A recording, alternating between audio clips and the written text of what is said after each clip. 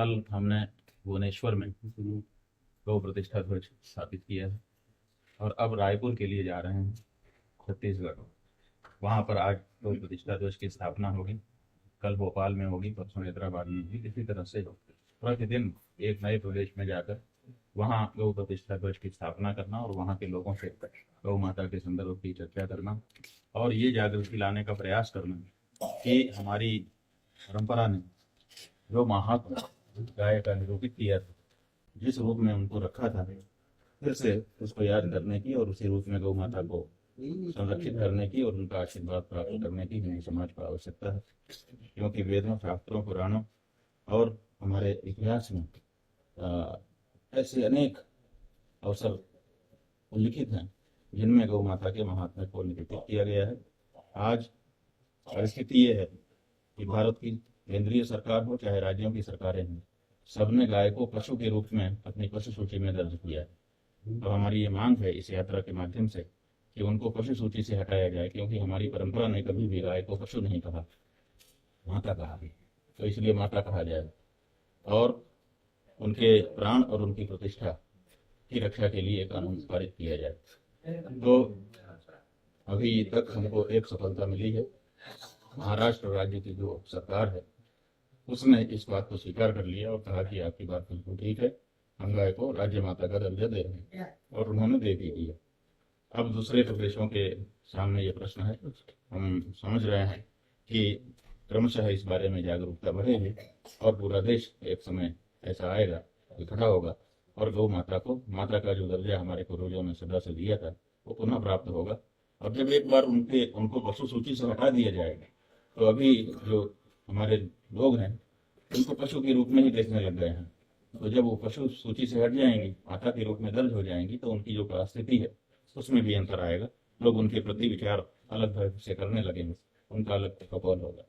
अभी बात करें कि जो पॉलिटिकल पार्टी गौ माता को सम्मान देगा, उसी पॉलिटिकल पार्टी को वोट करने के लिए हिंदू समाज को आगे आना चाहिए। असल में हिंदू समाज जो है वो पाप और पुण्य में विश्वास रखता है। हमारे शास्त्रों में दो चीजें बताई गई हैं, पाप और पुण्य। पुण्य से हम ऊंचाई को प्राप्त करते हैं और पाप से हम नीचे गिर जाते हैं। तो नीचे गिरना किसी को अच्छा नहीं लगता है, इसलिए पाप से बचने के लिए और पुण्यार्जन करने के लिए हिंदू धर्मों में प्रेरणा दी जाती है।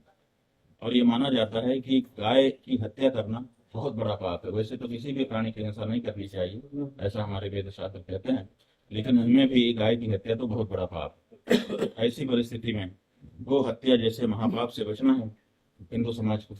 अब समस्या ये है कि हिंदू समाज अगर ऐसे किसी व्यक्ति को समर्थन करता है जो गौ हत्या को बढ़ावा दे रहा है, तो समर्थन करने के कारण उसको भी गौ हत्या के पाप का दोषी हो जाता है। तो हमारे वोट लेकर के हमारी सरकारें बनती हैं, चाहे वो प्रदेश की सरकार बने चाहे देश की सरकार बने। तो हम एक तरह से उनको समर्थन देते हैं, तब वो सरकार में आते हैं। और हमारे समर्थन से बनी सरकार अगर गौ हत्या को बढ़ावा देती है और उसको विश्व के दूसरे तीसरे देश के रूप में, गौ मांस का निर्यातक देश के रूप में प्रतिष्ठित कर देती है, तो इसका मतलब है कि हम गौ हत्या को बढ़ावा देने वाले को समर्थन कर रहे हैं। तो समर्थन देने के कारण हम भी गौ हत्या के पापी बन रहे हैं। तो हिंदू समाज पाप में ना पड़े, इसके लिए उपदेश देना तो शंकराचार्य का ही काम है। तो एक शंकराचार्य होने के नाते हमने हिंदू समाज से कहा है कि गौ हत्यारी पार्टी और गौ हत्यारी प्रत्याशी को आप वोट मत दीजिए। जो पार्टी या जो प्रत्याशी शपथ पूर्वक ये उद्घोषणा करने के बाद आपसे वोट मांगने आए कि मैं अगर जीता तो जिस सदन की मैं जाऊंगा उस सदन में पहला काम, जैसे घर की रोटी पहली गाय की होती है, उसी तरह से पहला काम गौ माता के प्राण और उनकी प्रतिष्ठा की रक्षा का करूंगा, तो उसी को वोट देना ठीक है। और जो ये कहने में हिचक रहा है, नहीं कह पा रहा है, इसका मतलब वो गौ हत्या करेगा, उसको वोट देना पाप का काम है। बालाजी का जो जीत रहा है अभी, उसको कैसे देख रहे हैं आप? देखिए, हमने बताया ना कि हमारे यहाँ दो ही चीज है, पाप और पुण्य। पाप से अपवित्रता, अपवित्रता से पाप आता है और पवित्रता से पुण्य होता है। तो हमारे हिंदुओं के पास और कुछ नहीं है, दो चीजें हैं हमारे पास, एक हमारी पवित्रता और हमारे घर में पतिव्रता। समझ रहे हैं? पतिव्रता नारी, ये हिंदू धर्म की विशेषता है। हिंदू धर्म के अतिरिक्त किसी भी दूसरी संस्कृति और धर्म में पतिव्रता चीज नहीं है। और वैसे ही पवित्रता के बारे में जो विचार हिंदुओं का है वो किसी और का पूरे विश्व में नहीं है। तो पवित्रता और पतिव्रता ये हिंदू धर्म की विशेषता है। तो इसीलिए हमारी पतिव्रता को, हमारी पातिव्रत्य को भंग करने के प्रयास सदा से होते रहे हैं और हमारी पवित्रता को खंडित करने के प्रयास होते रहे हैं विधर्मियों के द्वारा। आपको याद होगा इतिहास में ऐसे अनेक अवसर हैं कि कुएं में गाय का मांस डाल दिया गया और बाद में लोगों को दिखाया गया कि देखो तुमने सबने पानी पी लिया, अब तुम्हारी पवित्रता खंडित हो गई, अब तुम हिंदू धर्म में नहीं रह सकते, अब तुम हमारे में आ जाओ। तो इस तरह से लोगों की पवित्रता खंडित करके धर्मांतरित करना और उनके मन को ग्लानि से भर देना, ये कुचक्र सदा से होता रहा है।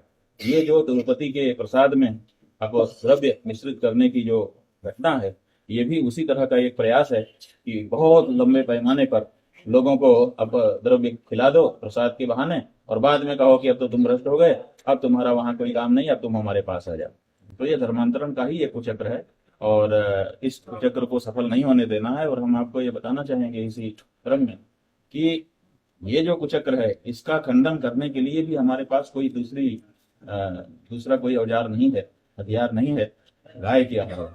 क्योंकि जब ये घटना हो गई तो लोगों ने पूछा अरे हमने भी खा लिया, अब हम क्या करें? तो हम लोगों ने शास्त्रों से तत्काल उनको बता दिया, यस्त्वगस्तिगतं पापम देहे तिष्ठति मामके राशनात् पंचगव्यस्य धत्यग्निरिवंधनम